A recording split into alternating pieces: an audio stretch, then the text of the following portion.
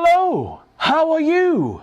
Oh, you're a bit blue? Well, let's talk some AEW. That will get us through. We'll do it like some kind of review, where we look at the bits that were a bit poo, and some more of the bits that were tickety-boo. So get yourself a brew as we pursue the stuff that's as weird as Cody's tattoo. I am Ross Tweddle from Cultaholic Wrestling. Those wise words came from Sean Williamson off of EastEnders and of Extras. And these are the 10 biggest AEW WTF moments of 2021.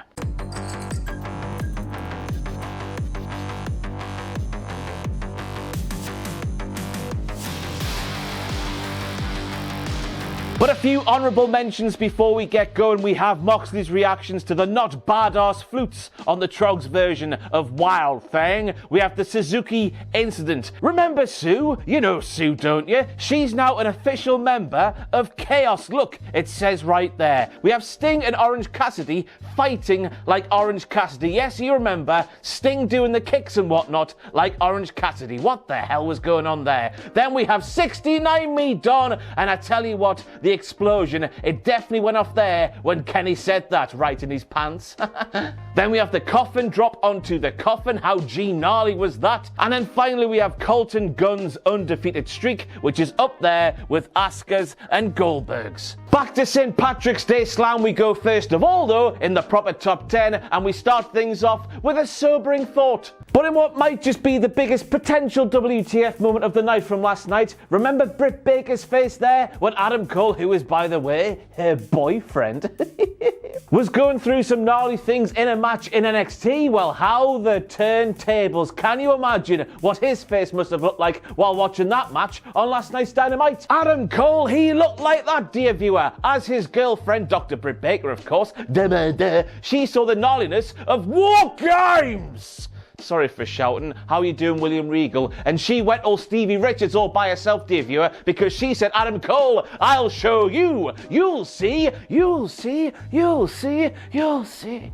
And then we get to the main event of the night, and I felt like an utter twat for even trying to make WTF moments out of that matchup there. But in terms of the wrestling action we saw, was it wrestling action? In terms of the gnarly, hard as piss action we saw between Thunder Rosa and Britt Baker, I'm relieved to say there was no real WTF moments at all to report on, like a journalist. What I meant to say there was no negative WTF moments, but smack my arse this Christmas, dear viewer, and call me Gertrude. There was some gnarly ones like these. The spear onto the stage and air raid crash on that same stage. Britt doing a curb stomp, busting open Thunder Rosa, and then Rosa getting superplexed onto those gnarly chairs. Britt then started bleeding after a ladder was drop kicked into her face. You know the face we're speaking about here. What a beautiful bloody face. Thunder Rosa then gave her a DVD onto a ladder, and it looked absolutely horrific. Then we have Dr. Britt Baker failing with a locked jaw, which forced Dr. Britt Baker to whap out some thumbtacks before she was powerbombed onto them and slapped my arse again this Christmas time.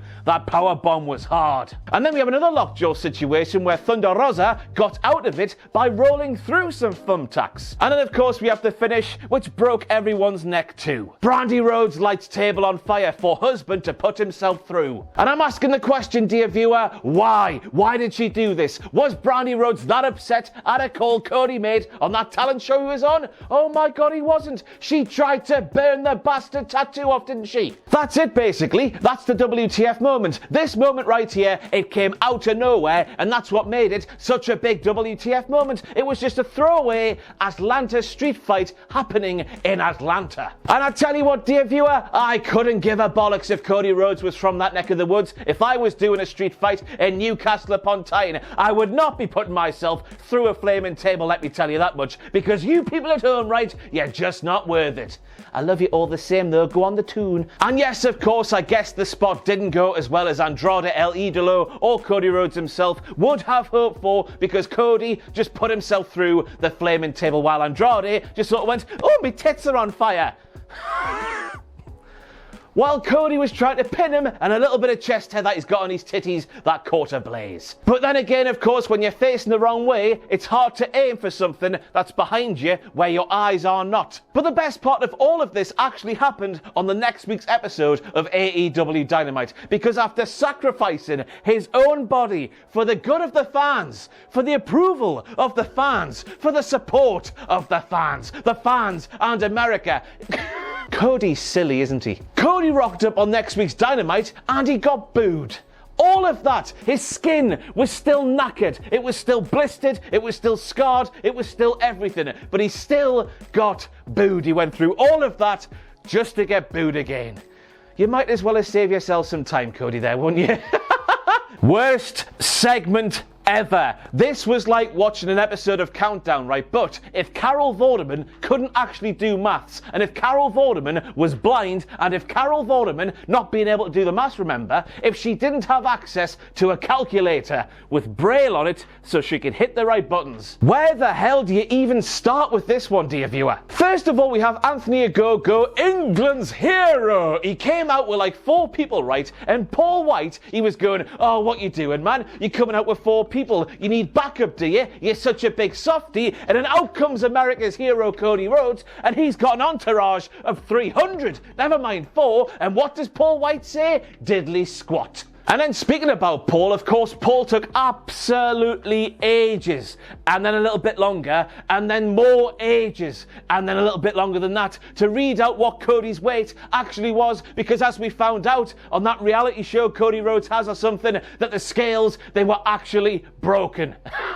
And I know, as you can see up there, that when Paul Wight rocked up at AEW, he promised no more BS, no more Big Show, no more bull poo. But Paul, the scales weren't working. Just say any number. Cody Rhodes was saying to Paul Wight, as once again he said in his hit reality show, Rhodes to the top.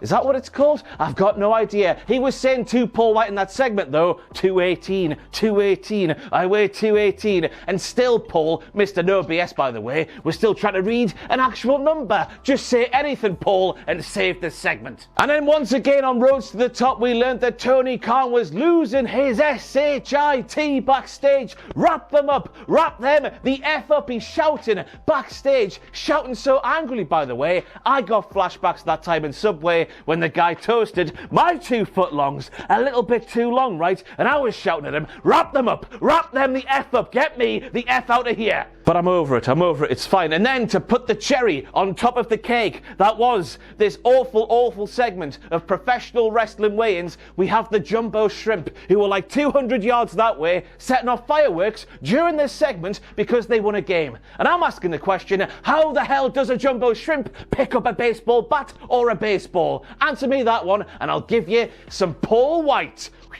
Absolutely putrid from start to finish. What the hell were they thinking? So we have the Nightmare Family pair of Shotty Lee Johnson and Cody Rhodes, America's Cody Rhodes, taking on the tag team of Dante Martin and that there Matt Sydal. After fannying on for so long, Shotty Lee gets a bit pissed off. He tags himself in and he does what Cody couldn't do during the course of that matchup there, and he pinned Dante Martin to win the match. Go on, the Shotty Lee. I hope that Shotty Lee, he shottied a bit of that there weed, because it rhymes and it's cool. And of course this match took place within the whole oh, I am America's hero, Cody Rhodes, I can do no wrong, I flamboyantly go onto a game show and do some judging because I am America's hero. I have my own reality TV show now with my wife because once again everyone wants to see into the life of America's hero, and this bollocks here, not being able to beat Dante Martin, getting tagged out of the match if he wanted to or not by Shotty Lee. This was the straw that broke the back or the Glock of one Arn Anderson. Malachi Black is an assassin, a predator. He'll do anything to win a match and destroy the man he's in there with. Ask Lee, ask Brock. I would step in there to take the fight, but I'm just too damn old. But I'll tell you what, there's 2 big differences between you and I, Cody. You pull up to a red light, a man jerks your door open, and he says, get out of the car, I'm taking your car. You say, okay, take it. Just don't hurt me. You know what I do? I pull out a Glock, I put it on his forehead, and I spill his brains all over the concrete. I'm on Anderson and everything that implies. Oof me crabs. It implies that you are armed, Anderson, and not on Anderson because you are on Anderson but with a gun. It implies that your son Brock was named after your Glock because you see Glock and Brock, they both rhyme. It also implies, quite disturbingly so, armed Anderson, with your son Glock, that you've done this before and maybe, just maybe, you should be in prison, but you're not because you are on Anderson and everything that implies. Nick Gage is a man who once upon a time, of course, did something wrong, but now he's doing some very good things, and that is a story we can all get behind. Nick Gage, of course, is also a man of deathmatch wrestling, which we don't see when AEW typically is on the TV because of all the weapons, all of the blood, all of the organs falling out of the human beings' bodies. It's quite gory, you see. It's quite gory. But this year, 2021, on AEW TV, saw Nick Gage wrestle Chris Jericho. You know Chris Jericho. Break the walls down with a Judas in my mind. That Chris Jericho in a death match. I repeat, in a death match. Nick Gage, Chris Jericho, death match on AEW TV, broadcast around the world. And not only did we see some deathmatch things, yes, we saw Chris Jericho, that Chris Jericho, break the walls down with a Judas in my mind. That Chris Jericho there, he did a Frankenstein to Nick Gage, he did a flip in the air, threw a pane of glass, that glass exploded everywhere with people in the front row going, have I been stabbed? Am I dead? There's glass everywhere. You were fine, you were fine. And the best thing was, that wasn't even the final fall of the match. Nick Gage, he kicked out the mad bastard. And then of course we have Chris Jericho being planted back first onto some glass, head first into some glass via a pile driver. Then Nick Gage, he got some light tubes, he twatted it over Chris Jericho's back, he stabbed it in his head, and he rubbed it all over his arse, his pussy, and his crack. Where that was going, I've got no idea. I'm sure there was a song that was like back, pussy, crack, and I've made a mess of it. Chris Jericho, and I'm going to use this one again, dear viewer, was bleeding like Dr. Britt Baker. But the real WTF moment here happened just around a commercial break when Tricky Nicky got his trademark pizza cutter, started slicing the forehead of Chris Jericho like it was a lovely pepperoni pizza. Oh dear. And while that was happening, we went to commercial break, and what was the commercial that was playing? Greatness from Domino's. Pizza getting sliced with a pizza cutter in the advert, Chris Jericho's head getting sliced in the little box in the corner. Whoever makes up the adverts and what order they go in on an AEW show, thank you so much. You should be either knighted or given one free Domino's pizza. They're both just about the same. And the second best thing about all this was, as you can see up there, Nick Gage was on Twitter apologising to Domino's, and I don't think he meant a word of it. Greatness from Nicolas Gage. I bet he hates being called Nicholas, I'm very sorry. And then, right, to top all of this off, I swear to God, Chris Jericho spat some of the Great Muta's mist into the face of Nick Gage. As I was thinking, how on earth are the fumes from those light tubes coming out of those light tubes, out of the ring, through the camera, through my TV screen, and into my face, making me completely off my tits. What a night that was. I will never forget the afternoon of February the 24th, 2021. I was sat just outside there in the office and I saw a tweet saying, hey ho, the Big Show's been moved to the alumni section of WWE.com. What could this mean? And then once again I was thinking, how is my computer screen making me off my nipples? Because I saw on my computer screen a tweet from AEW, a press release. Paul Wight, WWE's The Big Show, has signed a multi-year deal and we're also getting a brand new show. That show was Dark Elevation. I couldn't give a toss, I'm sorry. It's like Mick Jagger leaving the Stones to start fronting The Who. It's like Roman Reigns in 10 years or so leaving WWE to be the main guy of Cultaholic Pro Wrestling, a wrestling company that will have taken the professional wrestling world by storm. Honestly. Hang on a second, it's like Spider-Man leaving Marvel to head off to DC. Maybe? I don't know, you stinky nerds. The thing that made this such a massive WTF moment is the fact you thought, like I did, I assume you thought this, is that Big Show, back at the start of the year, was going to be with WWE for life. He'd been with the company since 1999, that's a long bloody time ago. We'd been through thick and thin with Paul Wight, the Big Show, in WWE. It felt like he would be there in some sort of spokesman, some sort of ambassadorial role for the rest of his days. He was the Big Show, of course. course. And while I couldn't give a toss about the Big Show ever doing the wrestling in AEW, little did I know, of course, at the match with QT Marshall, that barn burner, that 10-star classic was coming up. I saw this for what it was, and it was a statement from AEW, because I don't care what your thoughts are on the Big Show, on Paul Wight. The fact was, he was the Big Show for a very, very, very long time. Anybody who watched professional wrestling from 1999 all the way through until the start of this year knew who the Big Show was. Instantly recognizable. That was a statement made that they had this legend of the squared circle on their roster now. I forgot about his WCW run. Let's take things back all the way to 1995. If you watch pro wrestling from 95 all the way up until 2021, I can safely assure that you know Paul Wight really, really well. I'm really proud of that. No! Oh! No! Who's it gonna be? It's him. He died. Unless it's is it the Undertaker? It's Adam Cole! Oh my God! Oh! Yes! Oh my God! I thought it was the Undertaker. Oh my God! Goodbye. Goodbye. And good night. Bag. Oh my God! They are I literally... need CPR. I need CPR. They're literally just blowing the load. Take much more of this AEW. Oh my God! He's there. That's his He's name, looking like man. Bork the Viking as Look at well. him. He's little top knot. Onion man. Bless him.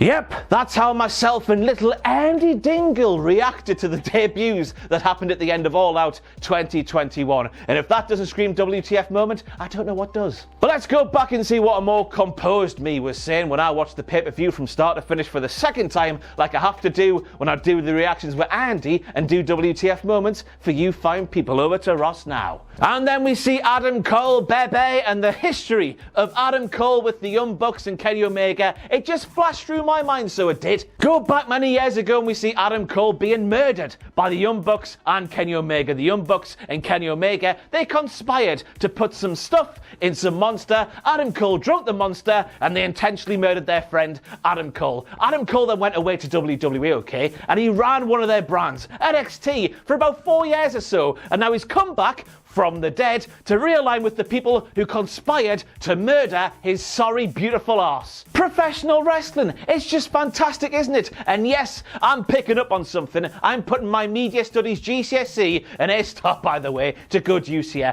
I like the fact that Adam Cole ignored Kenny Omega when they're all coming together, and Kenny Omega was sort of left out the kiss kind of thing, wasn't he? He hasn't forgotten. Some people are telling me on Twitter that Adam Cole doesn't know that Kenny Omega and the Young Bucks conspired to murder his sorry arse. But if you're telling me Adam Cole doesn't watch YouTube, you are silly. What I am trying to say here is Adam Cole is going to take the Elite down from the inside and take the title for himself from Kenny Omega. And I cannot wait. Imagine Hangman against Cole in the future. It feels weird to say, but I want it. I want it all. I want it all. And I want it now. It's like Freddie Mercury stood here right now, isn't it? And then we get to the very end of the pay-per-view and we're thinking, wow, AEW, they've blotted their Adam load, baby. Spunk.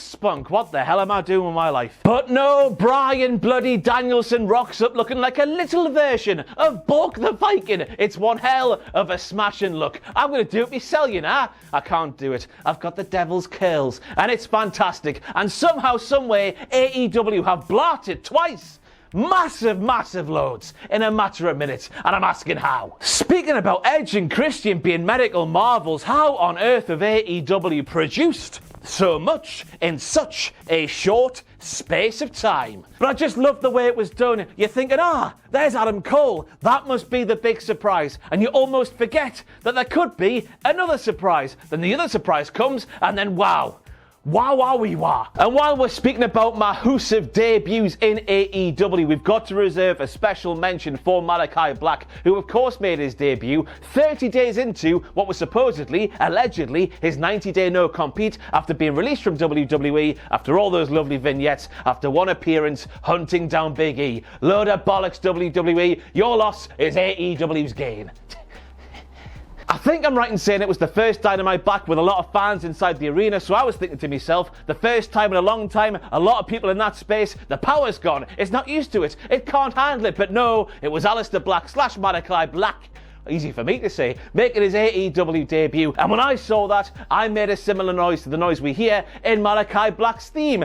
Ah! If you have recently seen Shaq, then please call the number on screen now. We haven't seen him since the start of March, and to be quite frank with you, we're starting to get a bit worried. Before we get going with this one though, Cody Rhodes no-sold a Shaq power bomb. Shaq, who by the way, is not only 10 feet tall, but he's also really bloody strong. Just imagine Cody Rhodes, let's put this in lexicon for Cody Rhodes to understand. That would be like being power bombed off the top of the Statue of Liberty onto the floor via Hayabusa. That's not his name, Jesus wept. Hasbula. You know the fella.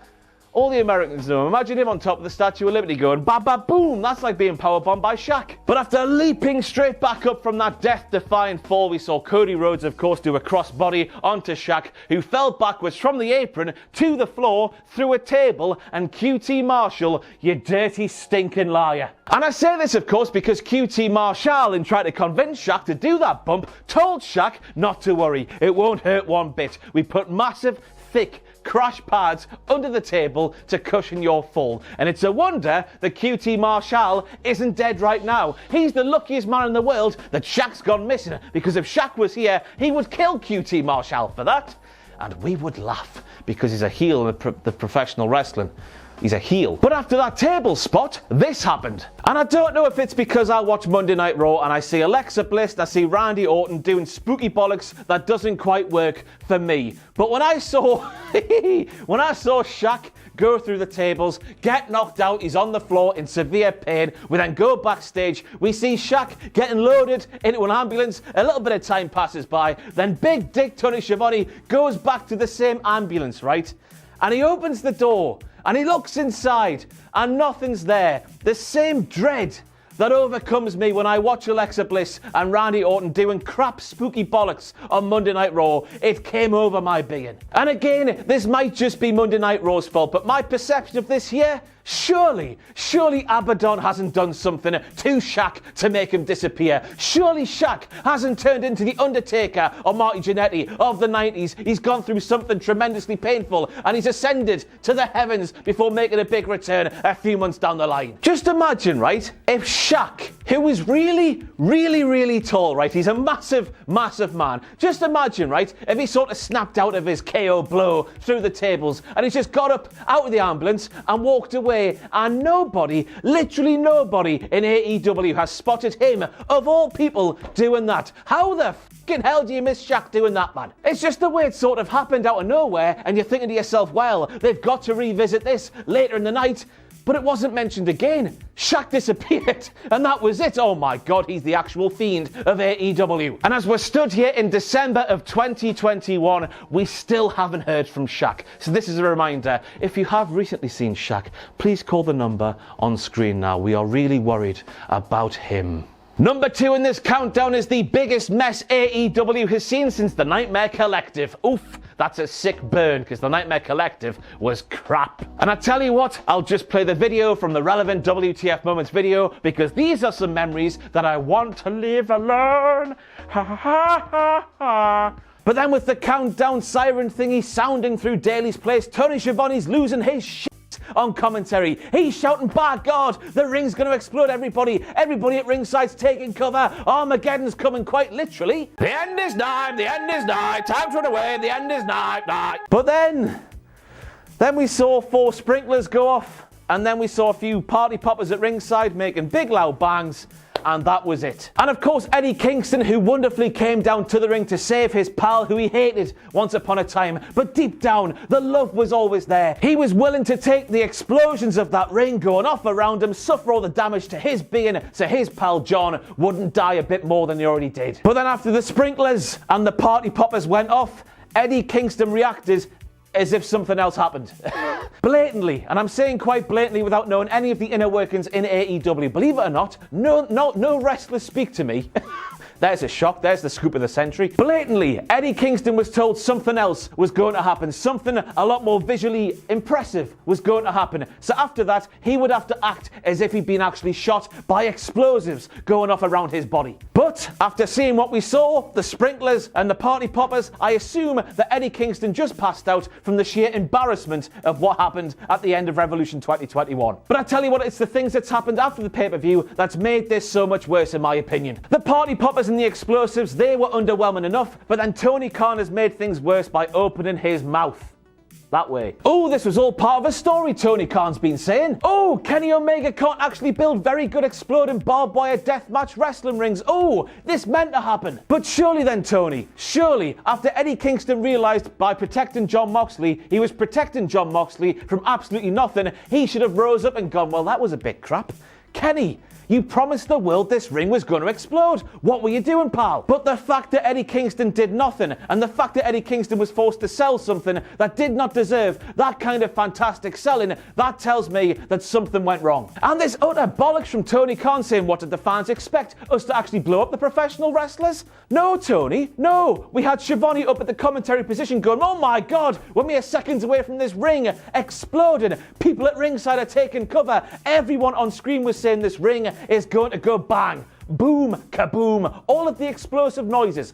Pop goes the weasel. But the fact is, Tony, we didn't get that, and it was absolutely painful to sit through. Again, I'm not blaming Eddie Kingston. He was obviously told something else was going to happen. But if Eddie Kingston goes, oh, that was nothing, Kenny, what the hell are you doing? The entire end of the show is saved. But because he didn't do that, it was botched, man. Just say it was botched, it's fine. And there could only be one number one, couldn't there? CM Punk made his return to professional wrestling after 7 long years away. I tell you what, dear viewer, a bit of personal stuff from me. I started covering professional wrestling and getting paid actual real money for it in November to the start of December of 2014. So all of my career, CM Punk has not been in professional wrestling, but one thing has been a constant in professional wrestling, and that's stories and stories and stories and stories about CM Punk, even though he was nowhere near the business until backstage, but that was quite recent, wasn't it? So we get to that episode of Rampage, and AEW, I assume, sold out that building off the back of a rumour. They never outright said that, hey ho, CM Punk's going to be here, you better be here